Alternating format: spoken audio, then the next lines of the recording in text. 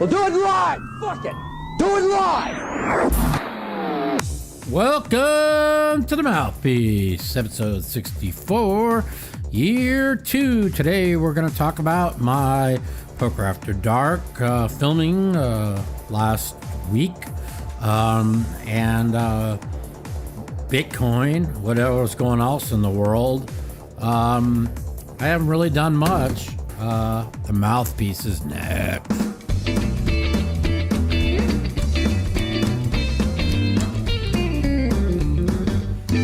What up? What up? What up? Welcome to the Mouthpiece, episode 64, year 2.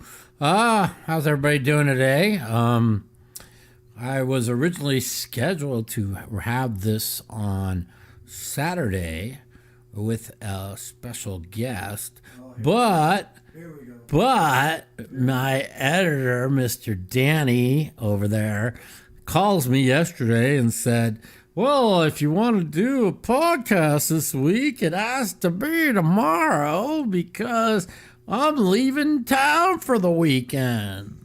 But last week he told me that, but he actually had people in town. So I didn't run it last week. I took a week off. So what I need to do is, this guy's overpaid.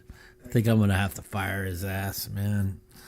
So, that's pretty much what's going on. Let's see. I played Poker After Dark, not last weekend, but the weekend before.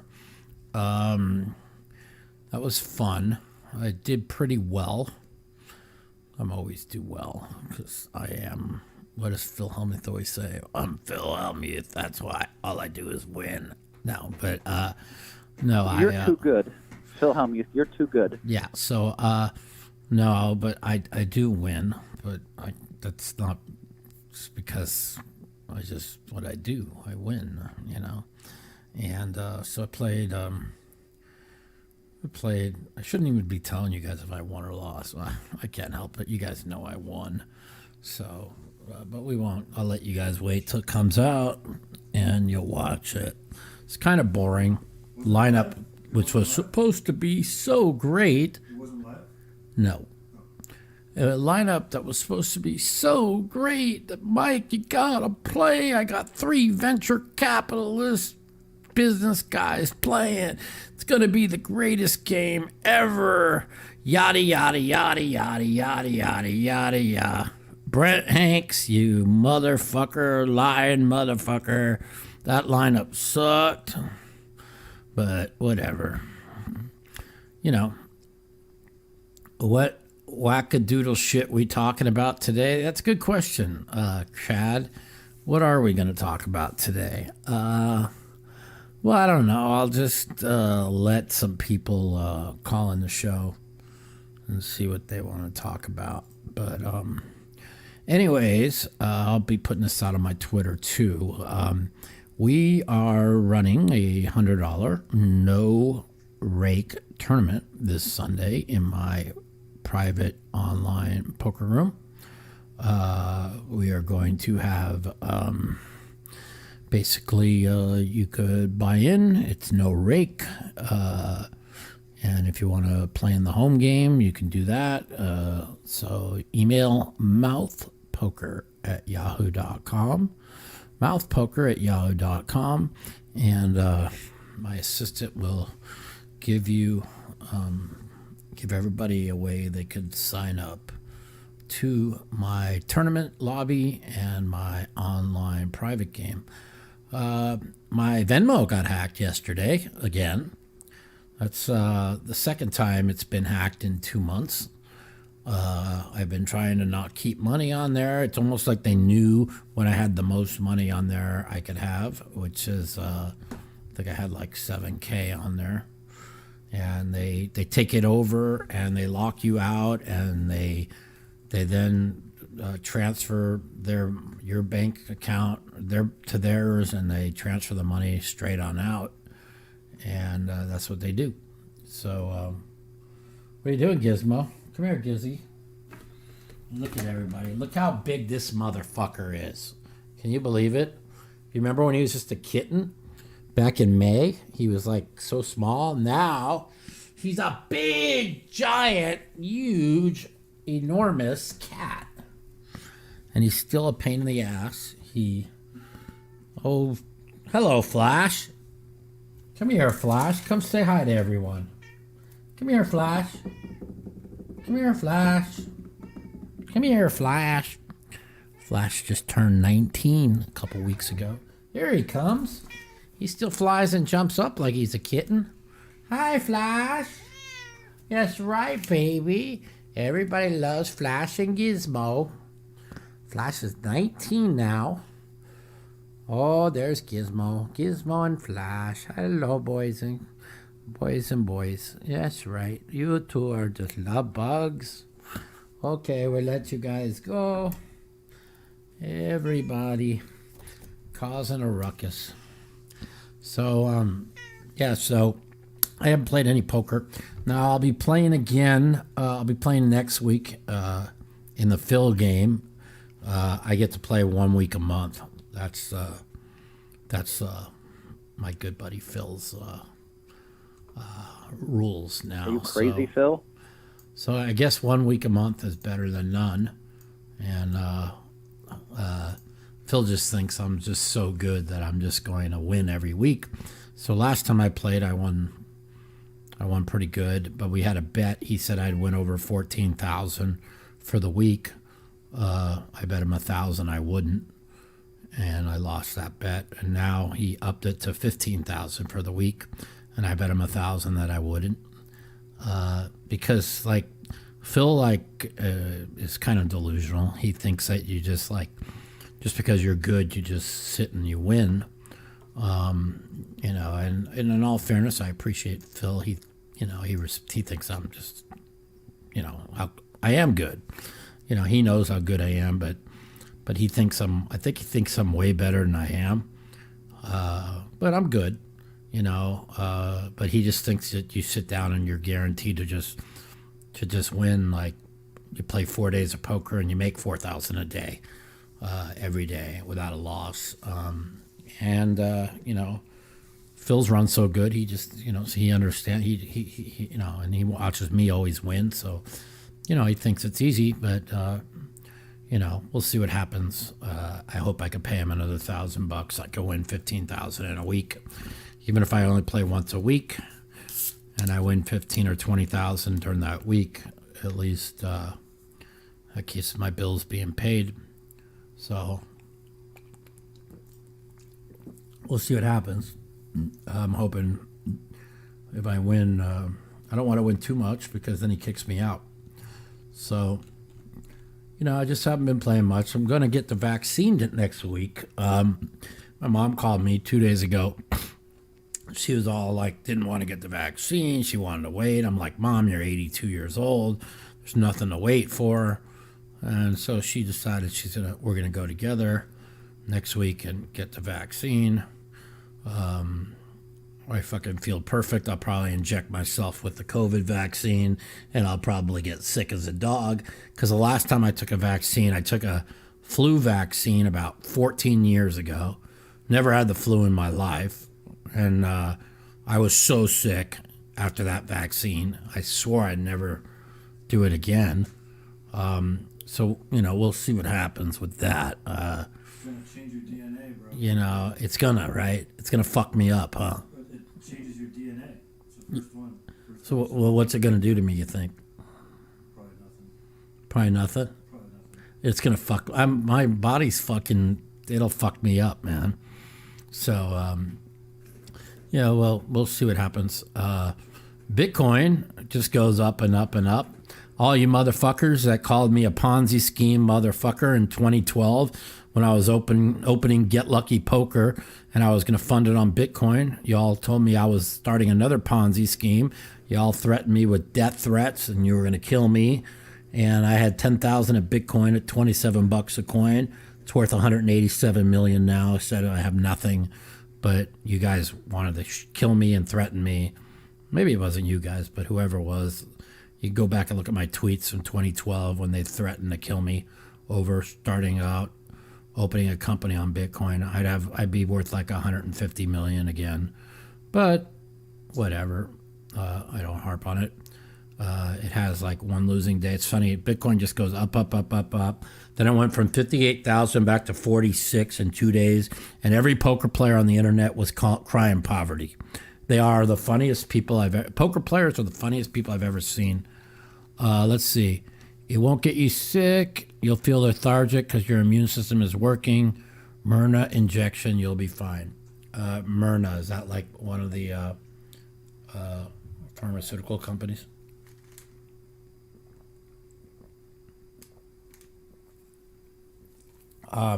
So, anyways, yeah, Bitcoin goes up as people buy, so be careful. Yeah, I agree. Now, me and my buddy just invested a lot of money, my best friend, in this new coin. I forgot what it's called. Let me see what the name of it is. Hold on. Dogecoin? Hold on a second. Let me get this right before I announce this.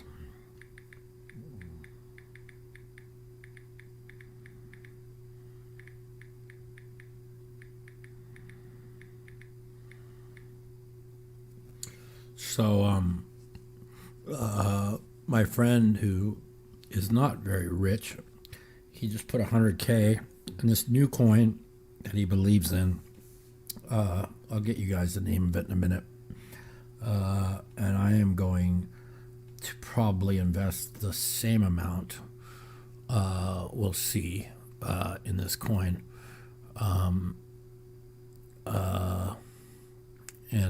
No, not Dogecoin. It's something with an M. I'll get the name of it here before this segment's over. Stop putting out different ones. I'll tell you the name of it. It's like ranked like 271st coin, but we're thinking it's going to be a top 50 coin. I'll get you guys the name of it before the show's over. So let's see what else is going on. I've been going out a little bit, moving, stretching, getting myself in better shape, trying to get myself where the pain that I go through isn't so bad. Like every time I do this podcast with you guys, I sit in this chair. I then I'm in pain for 2 hours. I call it the chair of death. Whatever. It is what it is. So I just deal with it. Let's see what else is going on. So I'm playing poker next week in the Phil game. My editor Danny is not going to leave town next week, so we'll have a guest. He won't call me and say,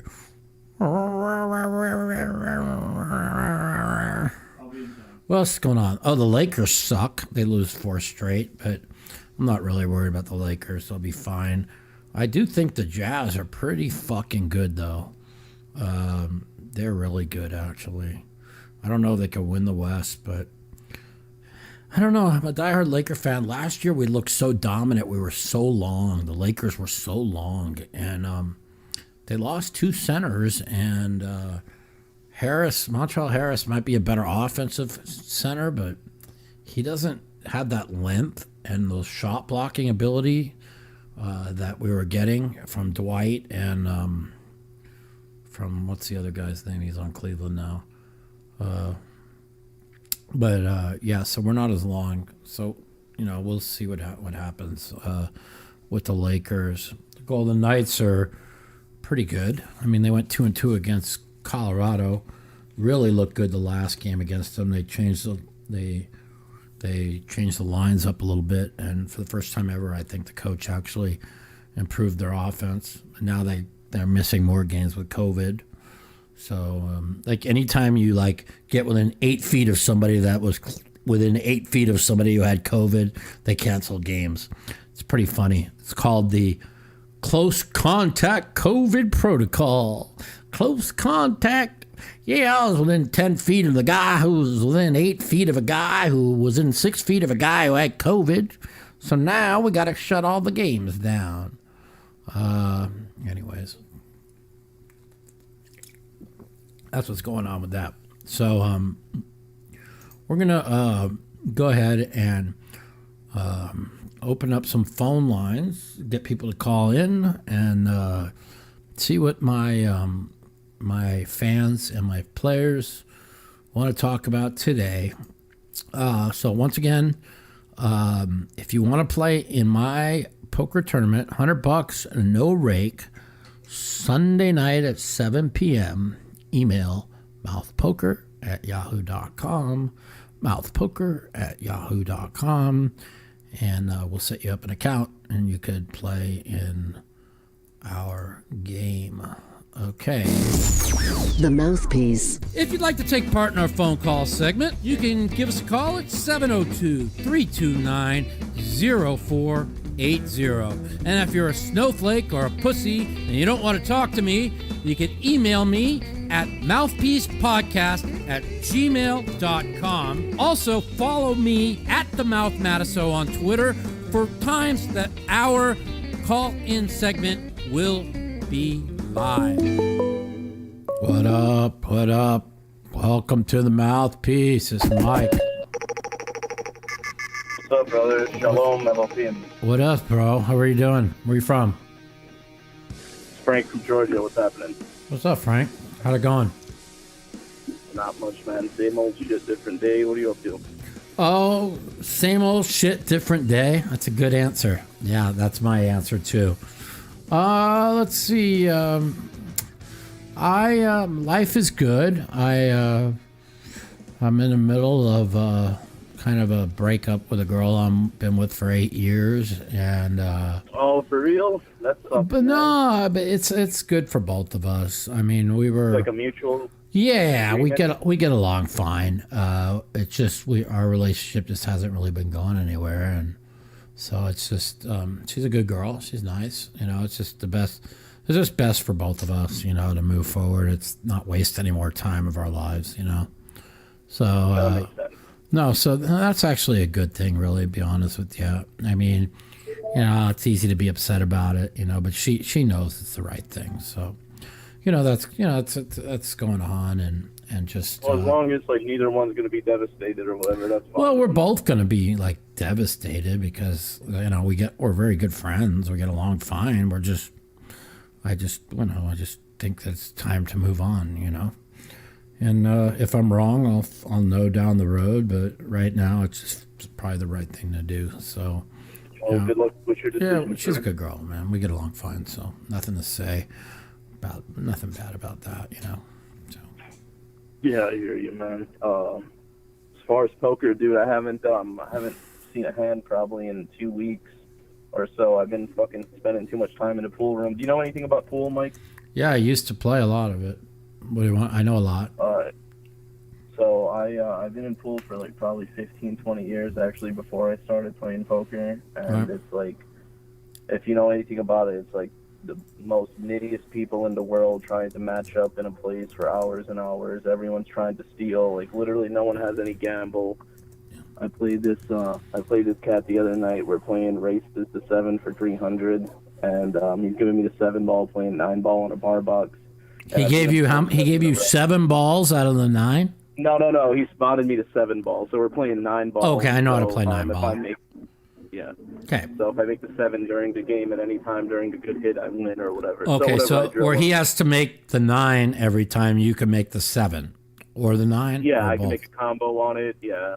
Got it. Okay. So it's an extra money ball. It's Gotcha. Okay, you know, I played a lot of it. And I'm not like a pro by no means. I'm like, you know, like on an ABC ranking, I'm probably a C plus or whatever.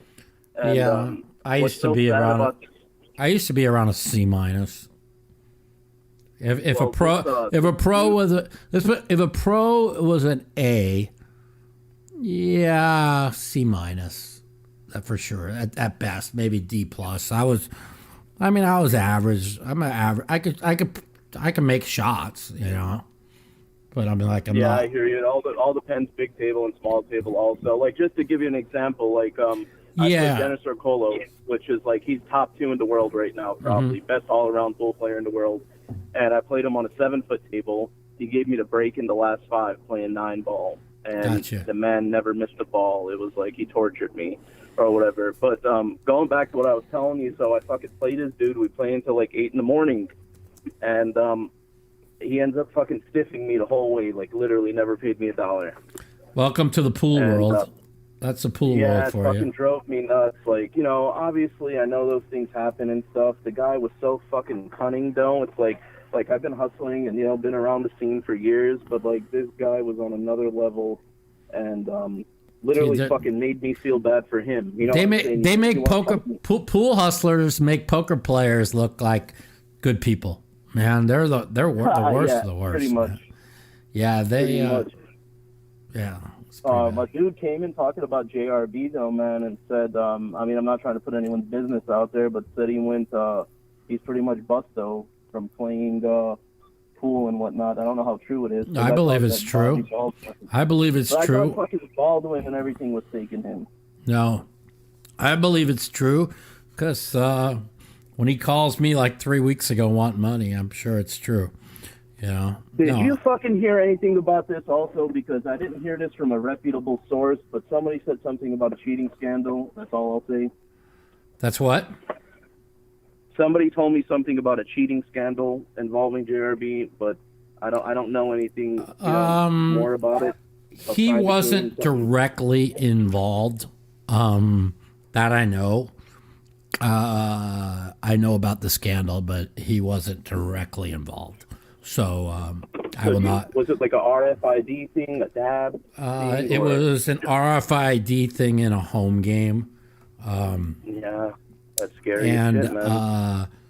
yeah, I mean, I don't want to really talk about it until. Yeah, I don't blame you. That's fine. I mean, I mean, I know all about it. I know about a lot of things that have gone on in this since COVID started. The underground poker world is a real dirty place to be. And no shit, man. When they have brought, what they've done now is instead of playing in casinos, they're taking all the fish out of the casinos where everybody gets to play with them, and they're putting them into home games. And that's what he was doing before. Whatever, he would run a private game at the casino and be able to pick the lineup. Well, yeah, and that's when it all started about 2014, and it just kept getting worse and worse and worse. And now they've made the mixed games private games. Before it was just a no limit. And so unless you're involved in the private games, if you're a good poker player, you don't get in. So it's the poker world is a very bad place right now, and it's not a healthy environment. It's not right that people are being singled out, and if you're a good player, you don't get to play with it. You can't play in any games with anybody who gives ridiculous, honestly. And it's basically who you know, and how that's how you get in. And it's before I never had problems. People love to play with me, and they still do. But when if you win too much, they. When other people win too much, it's okay. But when a named player like me starts winning too much, it just becomes it's so politicized. It's a joke. That happens in pool as well, man. When I see a lot of things that's been going on in the underground poker world, I talk about it a little bit on my podcast. I don't like to bring up names of what's been going on, unless they're literal fucking cheats like fucking Scott Ball, So when a guy like Scott Ball, who went out of his way for like 4 months to destroy me, okay, when I knew he was a stone cold scam and cheat. When it comes out that he gets caught scamming and cheating, I'm gonna expose him on my show. Only because I warned him. I told him. I knew he was a scam and cheat. I warned him, and then he came out as a scamming cheat, and I'm not going to let more people get scammed or cheated by somebody that's for sure. That's a big name in the poker world. With that being said, there's a total difference in my mind versus a scam and cheat versus someone that runs up a book and gets tight on money or whatever. And Right. That's pay, obviously. I You know what told mean? people. Yeah, like a guy who goes to a bookie, loses 300,000-400,000, and pays 200 of it, and owes 200. And those aren't scam. Those are just degens that lose money. Yeah, exactly. Scamming There's cheats a big line are between people who went in with an agenda to scam or cheat, and then did it absolutely. and got Yeah, caught. for sure. Okay, and But there's that's how I felt with playing this cat. If you would have paid me even $100, I wouldn't have, Yeah. been so frustrated about it. But I felt like you're shooting an air barrel at me to win my money when I don't have a chance at getting paid anything. So Correct. you essentially tried to scam me. Yeah. So there's another person, I don't want to bring up this person's name right now, that's been scamming and cheating people for 4 or 5 months. But I want to have 100% proof on it before I go public with it. There's a lot of things I know right now. I heard a lot of that shit was going on with the pineapple shit on that app. Probably because all I do is win against people that I know, and the people that I played that I lost 300,000-400,000 to beat me when when I play people back and forth, and we go back and forth for like forever. You know what I mean? But then there's certain people that beat me out of like 50,000 in a week. That just doesn't happen because I play everybody, and I don't. There's no there's no 1,000-point up and down swings in a week, and I play like a lot of hours. And these people, I was losing 1,000 points to 3, 4, 5 people. I mean, I don't know. I just know that whatever it is what it is. You know, people owe me a lot from Chinese. I owe some from Chinese, but I paid most of it, and I'm not paying any more until I start getting paid on it. So yeah, I hear you, man. And I'm sorry. I'm gonna ask you one question. I'll let you go. I know I've been on for a minute. Real quick. What you lost my train of thought. WSOP. You said you're pretty confident it's gonna run this year. 100% gonna run. I thought about coming out and taking in some shots like our corrupt fucking politician, Dr. Fauci, who is corrupt as fuck. He says that it's going to be 80% back to normal by the end of April. So that's going to give another. Oh, really? Yeah, he expects that because I mean, by the end of April, you're going to have over half the country, more than half the country vaccinated. So the numbers are dropping like flies right now. So I think all the tables will have the plastic in between it at the World Series. It's fucking miserable, but whatever. It's not. I played with the plastic in between. Have you played with the plastic in between or no? Yeah, I don't enjoy it, but I mean, I don't enjoy it either. But after like 10 minutes, you get used to it. You know what I mean? It's not like that's true. The first 10 minutes, I was like, "This is horrible," and then after that, I played for like the next 3-4 hours, and it was you get used to it. It's not a big deal.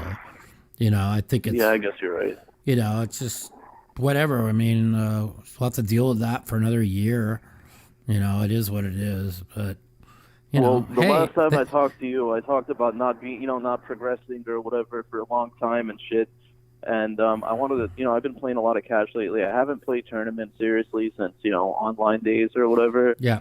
But I thought about studying and shit, but it's like I don't even know where to start anymore. It's like, do I start running sims and shit and keeping track of VP, IP and all that stuff, or do I just fucking try to just play my solid game that I've been playing? I don't know even if that makes sense. I always tell people to join Jonathan Little's coaching society. He teaches pretty good.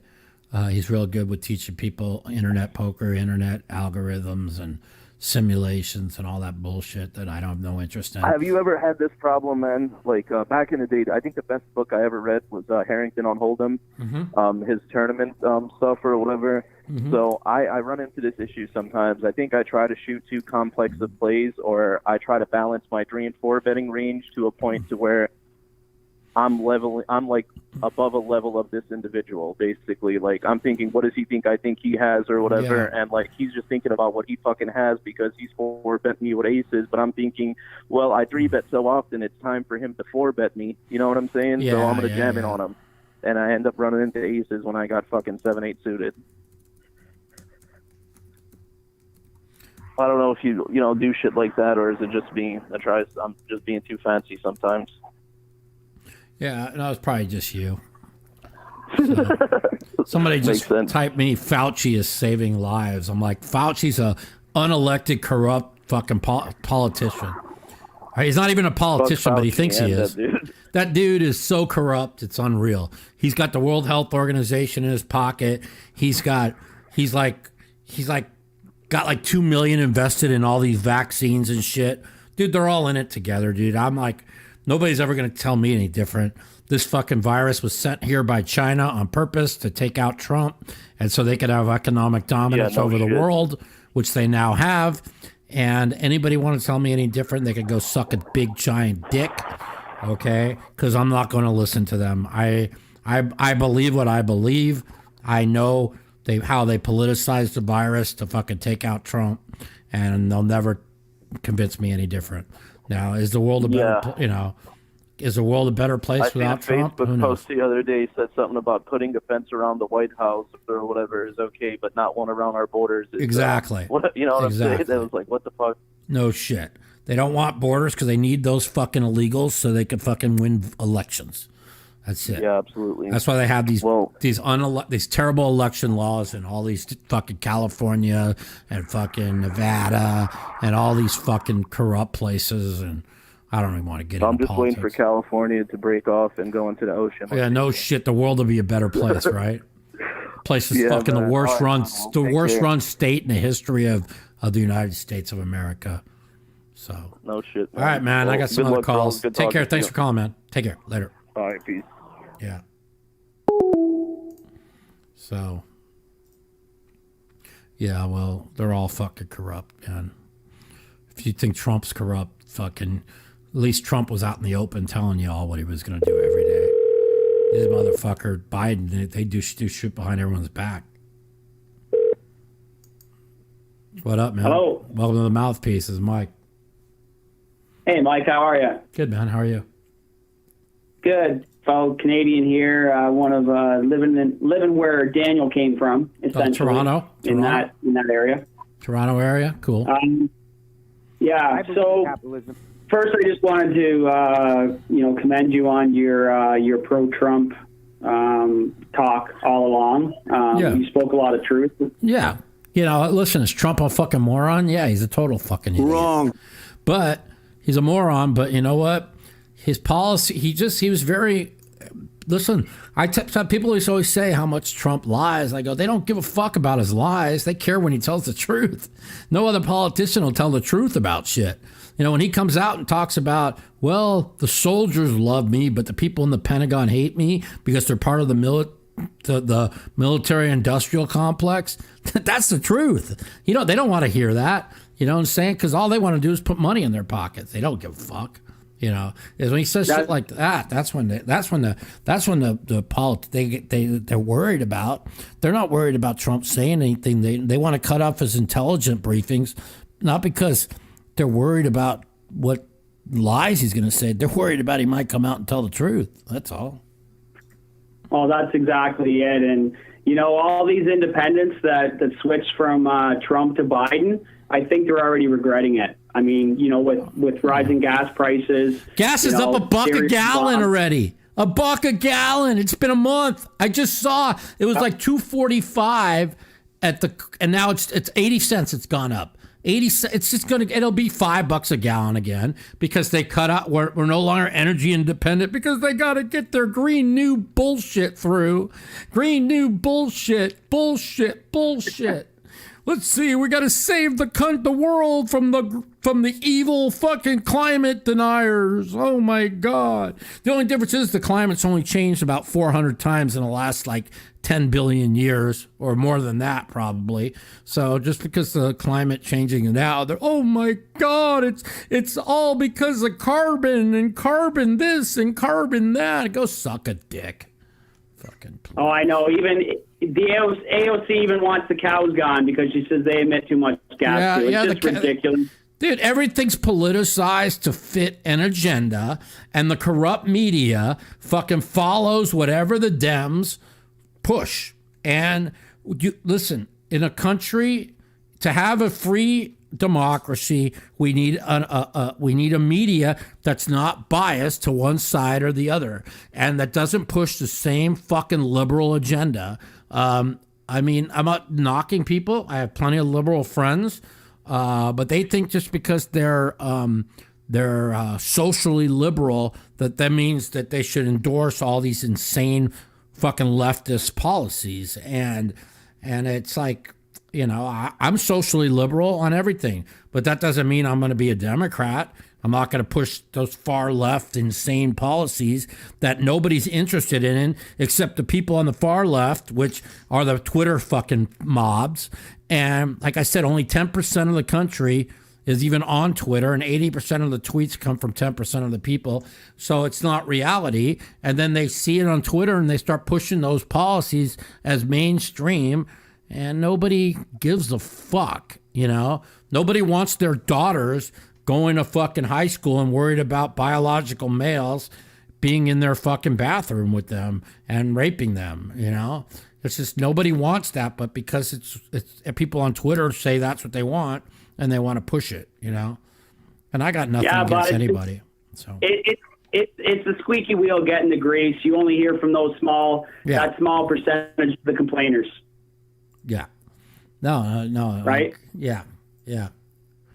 So hey, sorry to get on to poker for a quick sec. So your buddy Phil and Daniel are going to be in a match together. Correct. And I'm really looking forward to it because I believe what you say is Daniel fell right into Doug's trap because Doug criticized Daniel for not not 3-betting queens the one Remember time. that early in the match? Yeah. Yep. Yeah. And that irked Doug because Doug was not able to narrow down what Daniel didn't have. So he tried to almost bully him into start 3-betting hands so that Doug would know what he had. And Daniel fell right into that trap.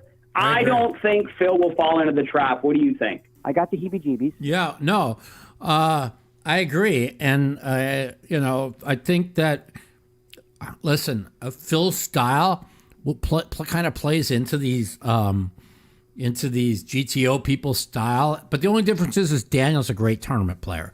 So you're basically going to put a head-up format, which Daniel's real comfortable in now, and you're going to add a tournament feature that Daniel's real comfortable in.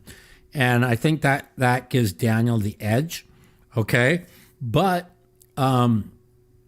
it doesn't have to, you know what I'm saying? I think Daniel's the favorite, but if you're going to give me 2-1 on Phil, I'll be taking Phil. Because I'm good at no limit hold'em. No, not because you're good at no limit hold'em, because because you're fucking, the blinds are going to go up. They're going to start 500 big blinds, and 2.5 hours in, they'll be down to between 25 and 50. And if Phil's still in the match and it becomes where Phil's able to use his instincts to put some pressure on Daniel, nobody in the format they're playing, nobody should be more than $1.35. They opened Phil 150 and they took it off the board because Daniel went as high as 2-1. That's just the way the style they're playing. There's a lot of value in taking Phil, a lot, and and I do believe Daniel's a much better player. So, and I shouldn't say that because Phil gets mad when I say that. He thinks that I don't give him enough credit. It's not that I don't give him enough credit. It's that Daniel works hard on his game and puts, where Phil just shows up and says, well, I could just show up and I'm Phil Hellmuth and I can win, and maybe he can, maybe he can. So we'll see. I mean, I can't believe that Antonio would ever lose 3 straight to Phil. To me, that's just shocking, but it happened. And it's 4-4-4. So that poses a good question, Mike. What happens if if Phil does beat, Daniel, who is a GTO player now, who never used to be, by the way, but now he is, right? So if Daniel follows the GTO format against Phil, and Phil wins, let's say 3 in a row against Daniel, what do you think that will do to the poker world? Do you think that will start to beg the question, like, is GTO really the way to go? What's that? Yeah. I don't think. I think you're going to see a competitive match. But Daniel, I mean, we'll see what happens. I played Daniel before back in the day, and Daniel was pretty easy to play against head up in No Limit Hold'em. He played a lot of small ball. I mean, he didn't like to fold much. So once you realize he doesn't like to fold much, you don't really, you kind of wait till you have a hand, and then you overbet a lot, which is kind of what Daniel should have done with Doug. Doug hated to fold, so he should have just kept the pots really small, and when he had it, increased the size of the pots, because Doug never folded. I mean, it was really poker 101, but he just kind of fell into that trap of playing fighting fire with fire, and that's kind of what happened. So, yeah. Daniel Agreed, brother. Well, are you going to put money on it? They're both two of my best friends in poker.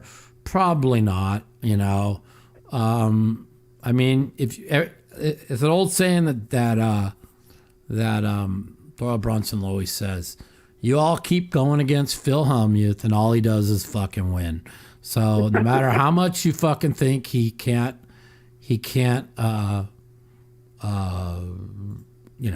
do whatever, he will, it's my ROI is the best ROI in history. I'll say that. Yeah. Thanks, Phil. Thanks for telling us. Anyway, so we'll see, man. Anyways, I got to go. Thanks for calling. All right. Well, and my money's on, Phil. Have a good rest of your podcast. Thanks for listening. All right, man. Take care. Later.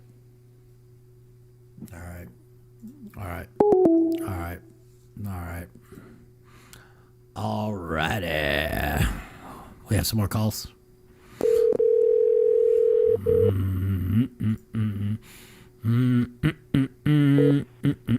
What up? Hey. Welcome to the Mouthpiece, man. Hey, Johnny Presto from Detroit. I was really wondering about what your thoughts were on the upcoming Landon Tice versus Bill Perkins match. You got the young wizard, the GTO specialist, Landon, against Bill, and they're going to play it online. I think he's going to get buried.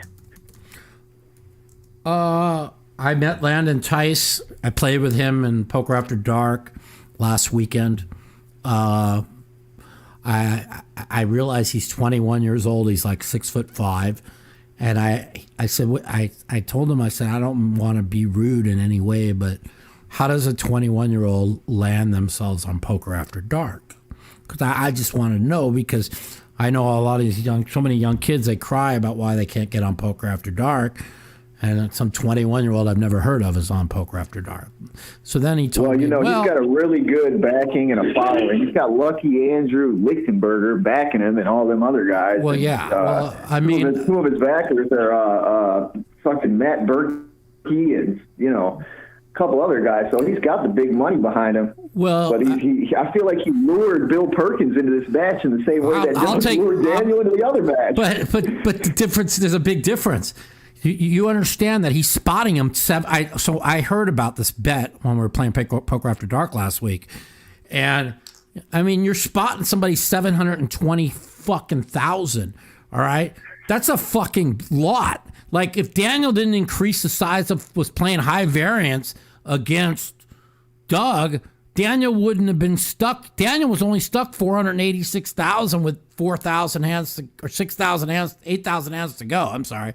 Yeah, with 8,000 hands to go, he was down 486, and Daniel had played as big as open wide open way of playing. I mean, Bill Perkins, man, he could fucking just play small ball with the guy. I mean, 720,000's a lot, man. That's huge. And how Doug criticized the spot. He was like, the nerve of this young kid to spot 9 in a game like this. This is, I don't think, I'll be honest with you, I might be wrong, but Bill Perkins is not like a terrible poker player, and he's got the same people that work with Daniel and taught Daniel are the same people that are working with Bill Perkins. So you're talking, you're talking about being spotted 720,000 right away. Don't think anybody can overcome that. I mean, well, there was a spreadsheet that Doug had got from one of his wizards or whatever, and he was talking about how even if Landon was winning that game with a 15 big blind edge at the end, within the realm of standard deviation, he could still lose spotting 9. So even if he's winning at 15, he could still lose. Yeah. So, I mean, if you're going to give me crazy odds with Bill Perkins, I don't know. It's a tough call, but I think he's going to get buried playing online against Landon. Landon's played over 2 million hands of online poker in the last couple of years. So yeah, but you understand that, okay? And I try and tell people this all the time, right? It doesn't matter. Like the best player, let's say if a guy's like a 10 on a scale of 1 to 10 head up, right? And the next guy is a 7, right? On a scale of 1 to 10. Or let's even say a 6, okay? Like, you know how long it would take to overcome that you don't have to, like I said, Doug was up 328,000 in all-in EVs with like 8,000 hands to go or whatever. If it was reversed, Daniel would have been ahead in the match. You know what I mean? With like 4,000 hands to go. I'm sorry. So let's just say if Doug or if Bill is up 320,000 in all-in EVs with 4,000 hands to go, Bill's he can't lose the match. You see what I'm saying? So people are very, one of the biggest problems is people are way too results oriented, and I don't know. I think spotting somebody 720,000. That's a lot to spot somebody that it is. You got to have some big balls to try something like that. But somebody is somewhat competent. You know what I mean? Yeah, and Polk made a good point is that Landon's not a pro. He's not a heads-up pro per se. Oh, he's not? I thought he was. No, I know. No, he's not. He hasn't played anyone. He's played, he's played people in America. Well, like I played with him, and I just thought he was a pretty good player. I mean, he started off, got, 4-betting a few dog shit hands early on in the Poker After Dark, and then he was the biggest nit in the fucking. He never put a bad chip in after that, and I'm like, oh, typically. I'm like, I have respect for him because I'm like, see a 21-year-old kid just folding. I'm like, all right, this kid gets it, right? Back in the old days of Poker After Dark, everybody knew the right way to play, but they'd be on TV and they'd be like 3 and 4 betting and playing all kinds of hands, trying to like show everyone how they could outplay everyone. And I remember Elliot Lesra used to go crazy. Not just that, but everybody. I would just sit there and not play a hand for like 3 hours, and all of a sudden I come in 3-betting, and I got aces or kings, and 6 people would call, right? And it was so stupid because like if the flop came like 8, 9, 10, I'm not putting another chip in the pot, Right, because somebody definitely got Jack Queen suited. Right. So I want 10 Jack or 7 8 or 6 7 or 8 9. So it's like it never understood how they played against me. That's why I was the second biggest winner on high stakes poker, and I was probably the tightest player, but. I didn't have to do anything. I didn't know that. Yeah, I didn't have to do anything, man. They just gave me action, So, who was number 1, Dwan? Yeah. So, Dwan, me, and Ivy were top 3. So, yeah. So, all right. I was just curious about that. Oh, another thing I was curious about was what kind of odds would you take with Hellmuth? You said you take 2 to 1. I mean, I don't think anyone's in a tournament format. I don't think anyone's more than $1.35 favorite. That's just my opinion. Yeah, I mean, it's just not a big enough hand sample. No. It's a tournament format where the blinds go up, That normally favors Phil, but Daniels is probably just as good a tournament player, almost probably. So, you know, whoever catches the card's going to win. You know, so that's just if it's a 20. Listen, if they're playing 25, if they're playing the same format as Doug played, Daniel, I'm positive Doug would win, or Daniel would win. I mean, Daniel would win, but Right. But with this fucking format, you know, it's just I mean, I'll take the odds with Phil probably if I could get. Yeah, I'd probably take the odds. I mean, last I heard, Daniel was a again, favorite. last I heard, and this was 2 weeks ago, Daniel was 2-1 favorite. I think that's just insane. Okay, it's just that's insanity. because it's not. You're talking about a match with the blinds consistently going up. That each round can be, you know, it's kind of like when we played when you play NBC head up, right? You know, and the longest matches would go 3 hours, right? And by the end, you know, there was somewhat where you have to just move in or whatever. The longest of any of these matches will be is 4 hours. So, you know, in a 4-hour match, even no matter how deep you are, let's just say they're 500 big blinds deep to start. Then it goes to 250 big blinds. You know, whatever it is, it's like all Phil has to do is, you know, even if he's down like 20 big blinds or 30 big, even if he's down 100 big blinds, you know, what the point is like once the blinds go up, now Phil wins 2 pots in a row, and now he's back in the lead. You see what I'm saying? It's not like it's a tournament fucking structure. So it's not like it's set up like the Doug match was or any of these other matches were. You're going to have to fold around. You can, but so what? How much are you really going to win in the first round with the blind so small? Let's just say you win 80%. And a lot of your edge from GTO play comes from bet size. Correct. And you're not going to be able to count out 33%, especially when the blinds are constantly changing. You're not going to be able to do math that fast in your head. I don't care who you are. No, correct. So, you're 100% correct. So I lost 13,000 on the Daniel match. Daniel swore to me he was going to win and that Doug had no chance and that Doug doesn't even know what he's getting into. And I believed him. And I just told Daniel, I go, that's 13,000. I'm going to, that it's going to take a little bit longer to pay you. So. Yeah, he might hit some of his confidence of his coaches might have been shining through there. Yeah.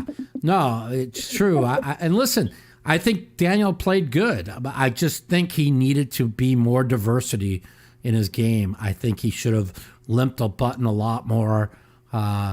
See, that was another thing I asked Landon. I'm like, dude, how can you overcome that? All Bill Perkins has to do is limp every fucking button and keep and then he said, well, he's not allowed to limp any buttons. That's the rule.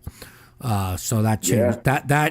That gives Landon a little bit more of an edge, but a 720,000 edge, you know, people don't look at it. Daniel lost 1.2 million. Daniel was only 680,000 down with 4,000 hands to go.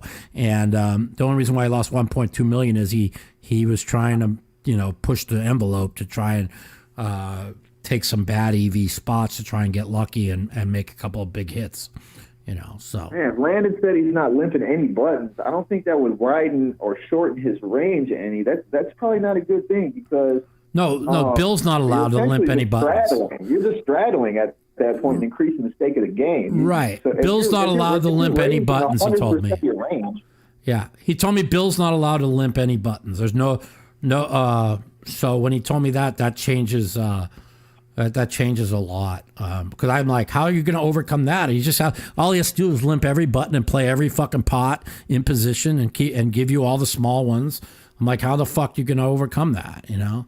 And he told me that, so I changed up a little bit. That might be a strategic error going in there. Yeah, I don't know. I don't know if that's that was you know, that Landon's a pretty nice kid. I really like him. He's not really that cocky. At least from what I hung out with him for the day, I found him to be really nice. Maybe I'll have him come on the podcast next week, and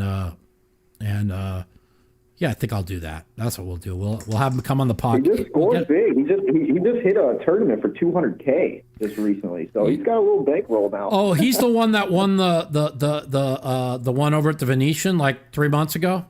2 months ago. I think he is. I think he is. Because they look like I think that is the guy that won that tournament over there. Matter of fact, I think so. Well, he went from playing 500 NL Zoom. Now he's playing 50, 100 in 2 years. Took him 2 years to get that high. I mean, he's got to be a wizard, but he's not a heads-up pro. He's never played anyone with any which makes sense to me because I'm like, if this guy's a heads-up pro, like, why is he playing so tight in this fucking game? Because most people that are playing a lot of heads-up, like I played, like Doug was a heads-up wizard. I played in 9-handed games with Doug, and he just to me he just played too many fucking hands. You know, which is he's psychotic. I mean, live he donked off so much money live. It's ridiculous. Yeah, you know, and he would have donked it off to Daniel live if Daniel would have just controlled the pots a little more. Shit, he did donk it off to Daniel live. Well, yeah, like think about like what he would have fucking like. Daniel fucking won like how many hundreds of thousands with him fucking just ripping it with nothing. Yeah, in ridiculous spots too. In ridiculous spots, in like terrible spots. You know. But whatever. Yeah, that hurts.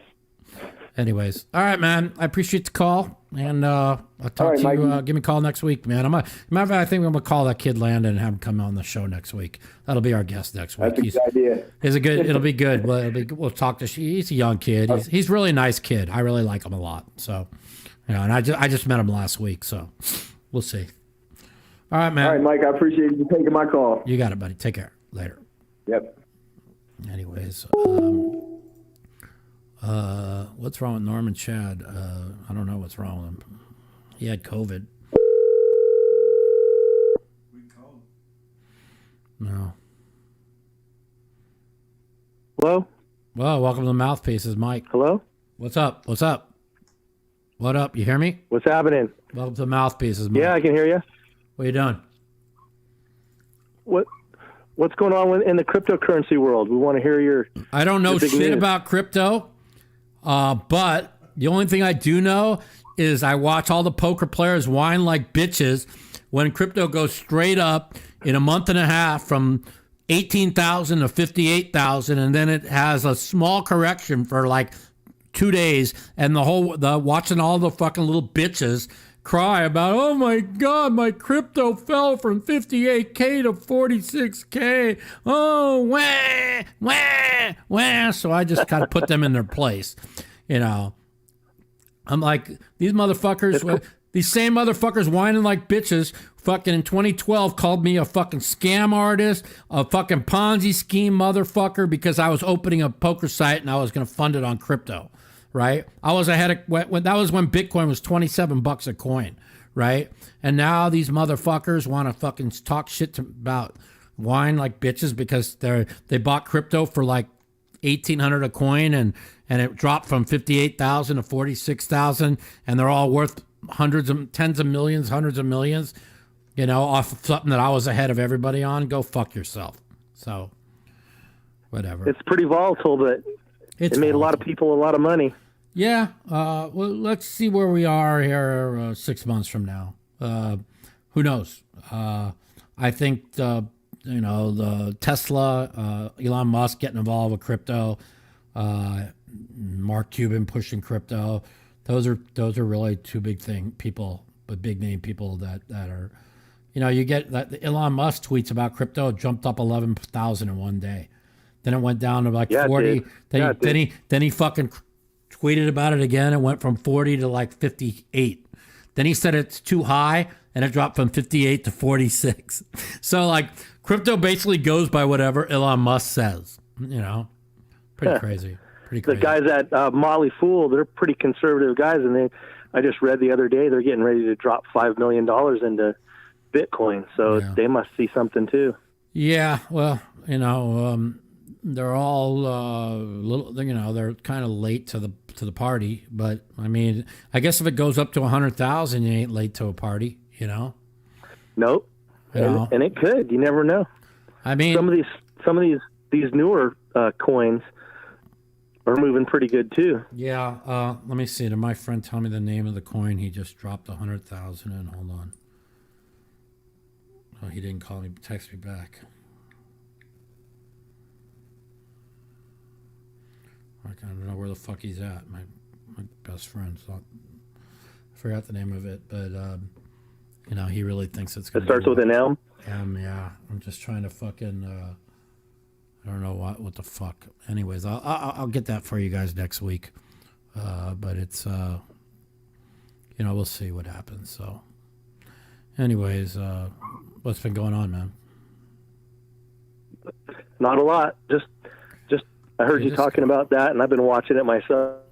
So well, I just wanted to get your take on. I'll give you an idea. So in January, middle of January, no, that was middle of December.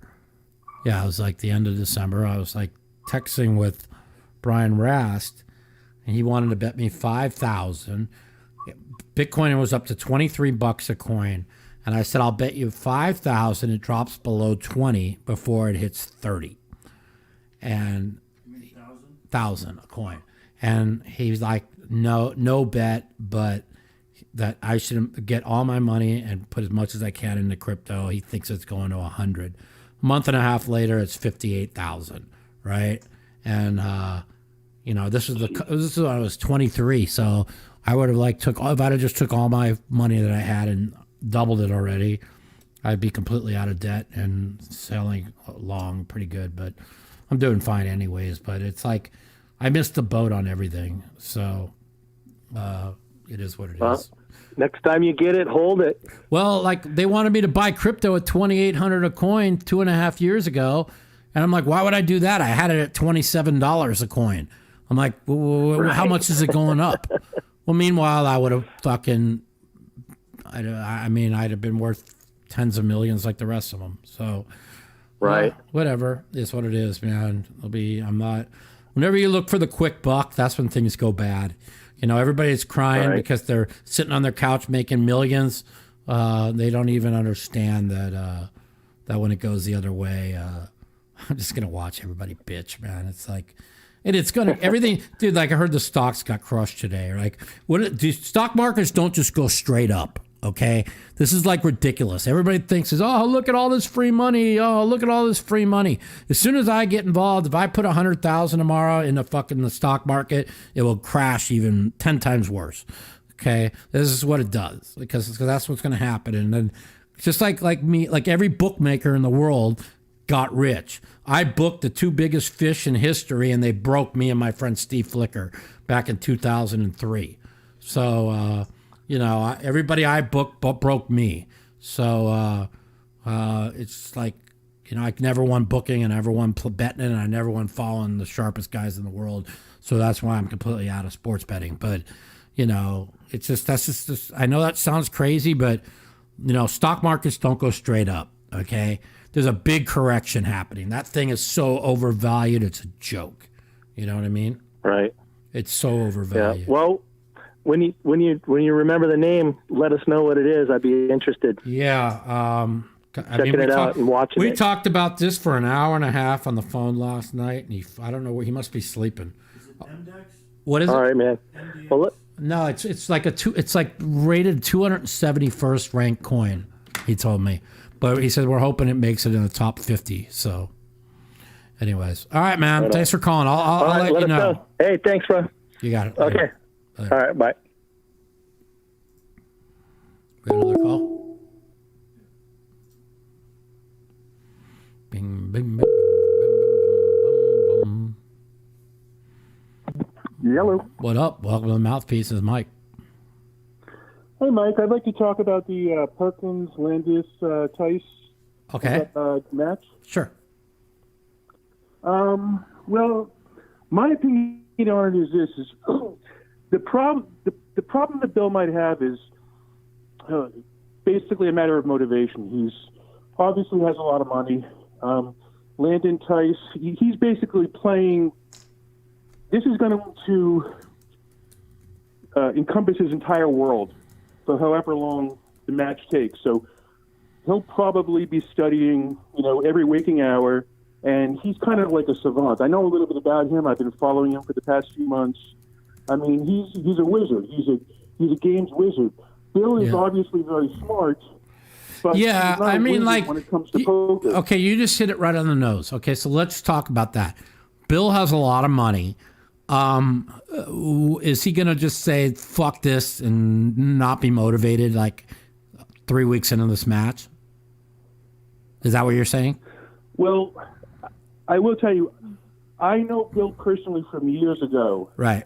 And I will tell you that no matter how much money he's making or losing, if he's not enjoying himself, he has so much else going on in his life. Correct. That he's not going to devote that much time and energy to it. Correct. So if he wins or loses $1 million, it literally will not faze him if he's not having a good time.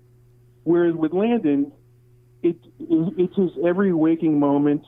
It's his every thought. I mean, this kid, I'm telling you, he's a wizard. He's a savant. Whatever he needs to do to be great at this heads up, he will do. And so if the line is 9 big blinds per 100, I'm telling you, it's a big number to fade, but it's probably pretty fair. Yeah. And I think if it gets away from Bill and it stops being fun for him, it could be, it could just roll away. The match can just get away from him pretty easily. No, that makes sense. But I'm just wondering, what kind of side bets are they going to have? Like Bill didn't like losing a bunch of money on Daniel. I'm telling you that right now. He hated it. Bill hates to lose. I know that. Yeah. I don't even really like the way that this bet developed because I feel it was kind of predatory. Well, that's what Doug Polk was saying. He felt it was very predatory, but he also felt like the kid's pretty cocky given this kind of a spot. Yeah, he's cocky because, look, Bill is incredibly smart, but his intelligence is a global intelligence. Landon Tice's intelligence he's a gamesman. Okay, so he may be one of the best games players, in his age group in the world. Yeah. And his ability to learn, they actually call him the child of the sim because he specializes in studying the computer simulations, of poker. So I get as me and you are talking right now, I guarantee you Landon Tice is doing heads up computer simulations. Yeah, and I've never done a simulation in my life. Neither have I. But you know what? If he wants to just spot me, I'll take 600,000. He doesn't even have to spot me 720. I'll take 600,000 in spot, and I'll play him 25K hands, and I'll limp the button every fucking hand, and he'll never win 600,000 from me. Okay. That's why part of the agreement is you can't lift the button. I know. That's why I brought it up to him. I'm like, when he told me it's like 720,000, he's spotting. I'm like, how could you overcome that? I'll just limp the button every hand. And he's like, well, part of the deal is he's not allowed to limp the button. I'm like, okay, well, that makes a little bit more sense because if you're just going to spot somebody at 720,000, it's like I'll just limp the button every hand. You couldn't win 720,000. So yeah, I mean. Have you ever heard the expression reverse pedaling the nuts? Yes. I mean, basically, acting like you're in such a bad spot, but in the back of your mind, you think differently. I think that Landon Tice and all those guys from Solve for Why, which I think these guys are great. I think they're entertaining. I think they're very smart. I think they think they're a much bigger favorite than 9 big blinds. And when they talk about it, they talk about how, this is such a big number to fade, but it's like tongue-in-cheek. I can see in the back of their minds, they're like, thank God that we didn't have to give a bigger spot. I mean, if he doesn't, you got to remember, Daniel really increased a lot of variant. I thought one thing I'll agree with what Doug said after the match is Daniel was 3-betting way too many middle pairs, small pairs. Daniel 3-bet way too much dog shit. Okay. And the thing is if Bill doesn't do that, okay, and he just kind of plays almost straightforward poker, 720 is going to be a lot to overcome. You understand? Daniel got stuck 500,000 in the first 2 weeks of the challenge because he wasn't didn't make the right adjustments that he needed to make. You see what I'm trying to say? Daniel is a world class poker player. Correct. Okay. Agree. Bill's a very proud guy. Right. If Bill gets down $1 million, he wants that money. He wants to come back more than the money matters to him. Well, yeah. Okay. So Bill is not going to slow down. He's out to win, not for the money, but for the glory. Well, yeah. The fun for him is more important than the money. Well, that's the same with Daniel. He didn't give a fuck about the money. He just wanted to fucking shut Doug up, and instead he got a big cock in his ass. So, Right. But Daniel probably liked it. I heard that Daniel did that. I heard that Daniel did that without the proper spot, because all he did was just hand Doug money. Yeah. But however good Doug was at heads-up poker, with Landon Tice given the time and the energy and the motivation, he could be as good as Doug. That's how much of a wizard this kid is. I don't think people realize how much of a computer wizard Landon Tice is, and how quickly his ability to move up the learning curve is. From everything that I've seen in him, everything I've heard him say, he's so even his ability to stay level-headed in pressure situations that should kind of bend people, his age. That kid is very impressive. So if Bill doesn't take it seriously, now I'm not saying he's not going to take it seriously, but if he loses focus because it's not as much fun as he wanted it to be, and he starts down like Daniel is down, Daniel is a professional poker player, and his ability to regroup and refocus and come back was very impressive. Mm-hmm. I don't know if a non-professional has the ability to do that as well as a professional. Yeah. So, I think it's a fair spot, and I don't think it's an easy bet. And even though it's $720,000, like I said, even if he's raising the button, right, and he can't limp, there's still ways to keep that keep the okay. Well, here's down okay. the what's it called, the variance down. That I see. Landon Tice, he will play with Bill, and then after a certain amount of time, he's going to detect certain areas where Bill may not be balanced, and right. he's going to attack those over and over again. And if Bill does not react and balance out those areas, where Landon's taking advantage of, the amount of big blinds per hour that Landon's going to win is going to go up over time, not down. Yeah. Kind of the reverse of what happened with Daniel. Yeah. Daniel's a professional, so his ability to react to the reaction... Daniel's been playing for 20-something years. Bill's more of a businessman that plays poker. I understand what you're saying. Yeah. Yeah, you might be right. I do know that number, like I said, was way inflated when Daniel was down so much because Daniel was pressing the action a lot. So I'm not so sure when you're getting spotted 720, if you're not just folding a lot more blanked off flops. You know what I mean? Daniel's problem also was that his all-in EV was minus $500,000. And that doesn't help when you're already an underdog. This is what I'm saying. Like if that fucking all-in EV which ended up being like 500,000 in Doug's favor is favored 500,000 in Daniel's favor, you're talking about almost an even match. So and if that happens in Bill's favor, like I said, you could be a 10 on a scale of 1 to 10 as a poker player, and the other guy could be like a 6. But if his all-in EVs are 500,000 in his favor, good luck overcoming it, right? Yeah. Doug is very smug. Doug kind of bum hunted also. He didn't give the proper spot. It's kind of cuntish to be a huge favor over someone and not to give them the proper spot. Yeah. I don't get why Daniel did it. He must have... Buddy, I don't know why Daniel did it either. I was against him doing it. I go, why are you giving this fucking motherfucker a platform? All you're going to do is increase his business in upswing poker by 10,000%. And all you did is make this guy that he couldn't stand rich and wealthier. Why? For what reason? Why would he give a guy like that any kind of credence? But Daniel thought he had nothing better to do. It was COVID. and he thought that with the right training, he could beat him. And guess what? Now he looks like an idiot. So, whatever. You know, I respect Daniel a lot for it, though. Did they have to finish 20,000 hands? No, Daniel could have quit. Daniel could have quit at 12,500. Daniel was down like 400 and something, or yeah. No, I'm talking about the Perkins Tice match. I don't have any. Obvious.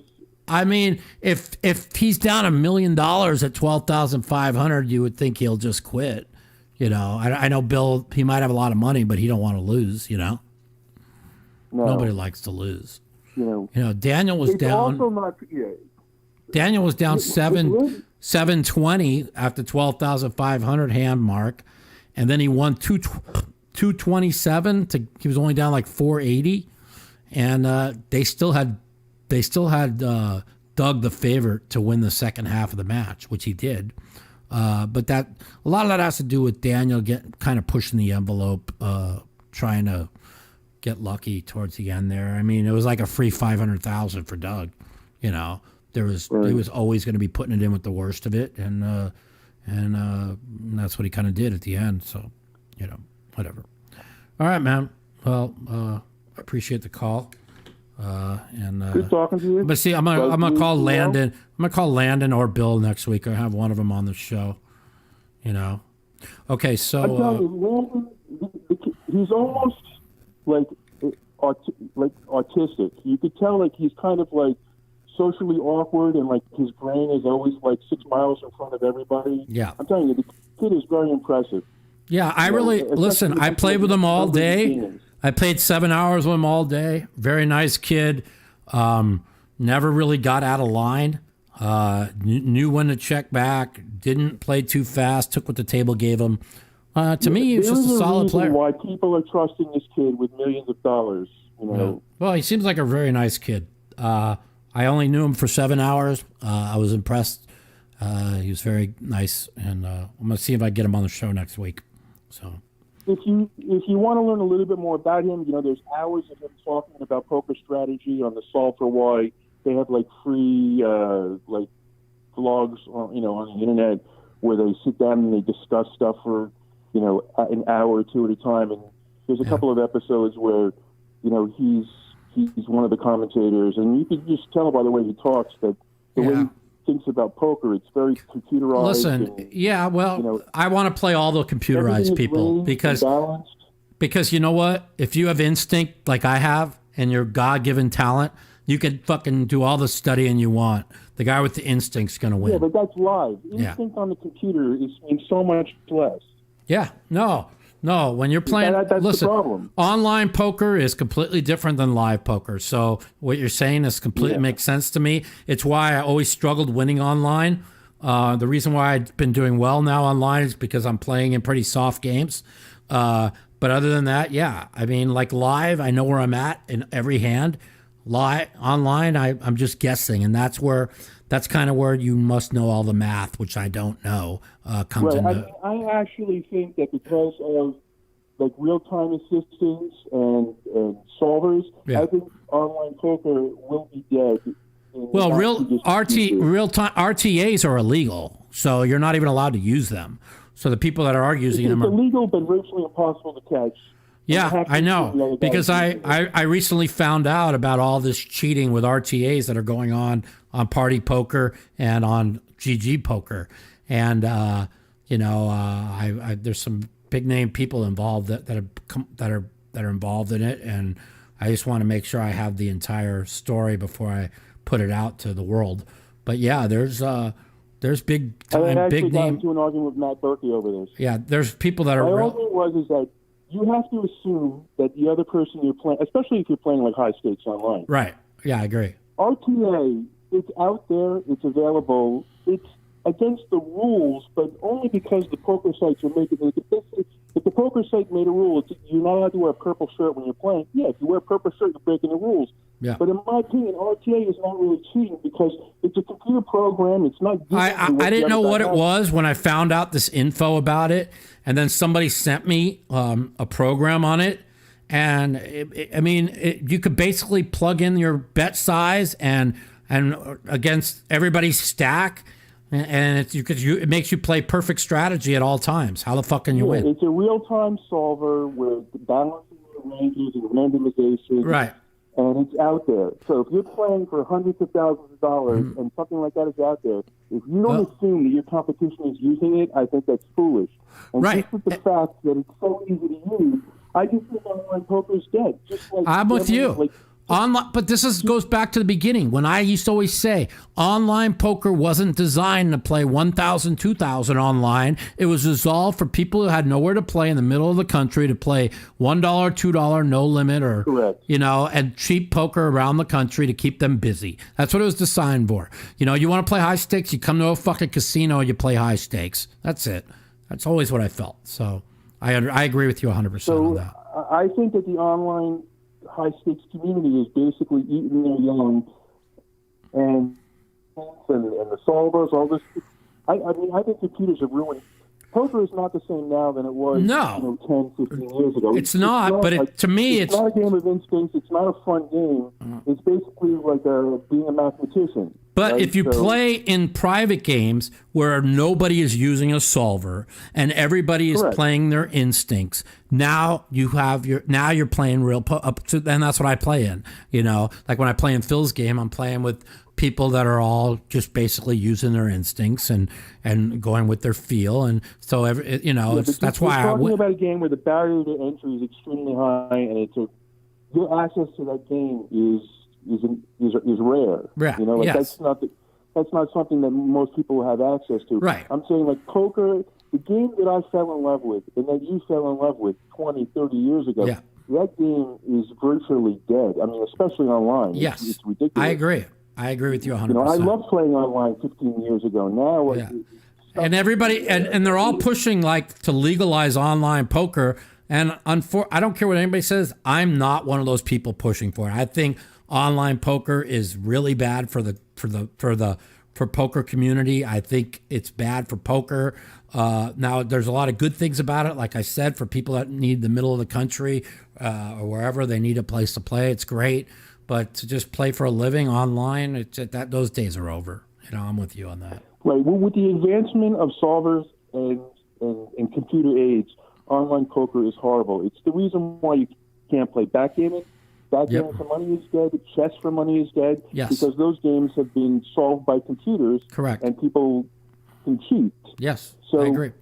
I don't consider people using solvers and real-time assistance. I don't consider that cheating per se. I just consider that. I mean, from what I've learned about it in the last 6 weeks, to me it's pretty much cheating. I brought it up to cheating because it makes you can't see your opponent's hands, right? Mm-hmm. You're using your computer to range your opponent and to have a better idea of where they are at in the hand. But you're making assumptions. Right? You're not playing in God mode. There's a kind of a reason, even back in 2006, 2007, there's a reason why all those people that were getting rich on the internet showed up in the casinos and they were free money. Okay, because it's not how many of the best players that started off online became great live players. You can count them on one hand, probably. So it's just not easy, Right. But anyways, man, it's good talking to you. I appreciate the call, and I'll hope to hear from you next week or the week after or whatever. Okay. You got it, Mike. Talk to you, man. Thanks for calling. Later. All right, man. We're gonna wrap this up here. We got a couple more. I don't want to. I'm in a lot of pain. It's been an hour and 20. I'll get back to people next week that I've missed out on. But I just want everybody to know this Sunday. On my online poker game, go to mouthpoker@yahoo.com, mouthpoker@yahoo.com. You can sign up for a $100 tournament. That's rake-free tournament, Sunday at 7 p.m., rake-free tournament, and we have a great home game. We play 1-2, 2-4, no limit and PLO every night. It's a great, all my guys, a shout out to all my guys, Slyman, Tipster, Hotch, all my boys, Shoe Leaf. Let's see, am I missing? There's so many others.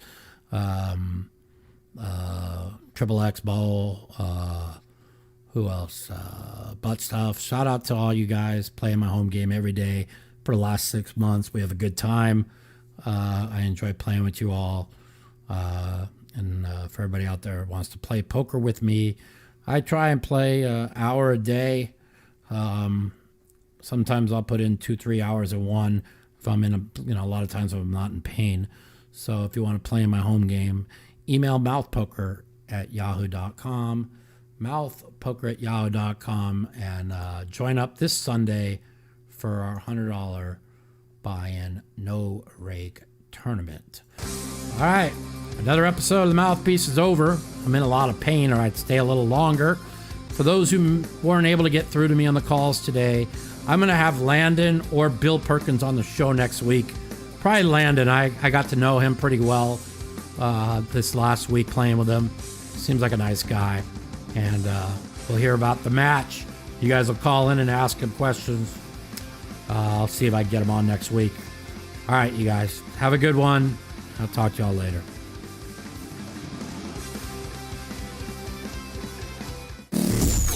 The Mouthpiece.